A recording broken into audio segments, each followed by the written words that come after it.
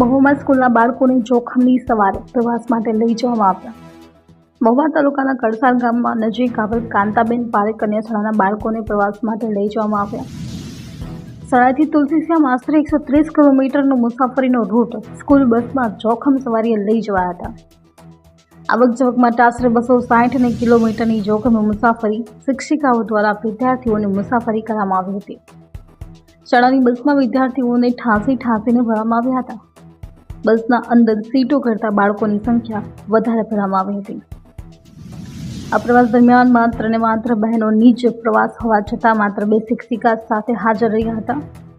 સરકારની પ્રવાસ ગાઈડલાઇનના લીરેલીરા ઉડાડતા હોય તેવા દ્રશ્યો પણ સામે આવ્યા હતા. સ્કૂલમાં વિદ્યાર્થીને ઘેટા બકરાની જેમ ભરવામાં આવતા અનેક ચર્ચાઓએ સામે આવી હતી. જો પ્રવાસ દરમિયાન કોઈ પણ અણબનાવ બને તો જવાબદાર કોણ? સ્કૂલ સંચાલકોની પોતાની મનમાની કરીને તમામ નિયમોના લીરેલીરા ઉડાવી રહ્યા છે. ભાવનગર જિલ્લા શિક્ષણ અધિકારી દ્વારા કોઈ કાર્યવાહી કરવામાં આવશે કે કેમ તે જોવું રહ્યું.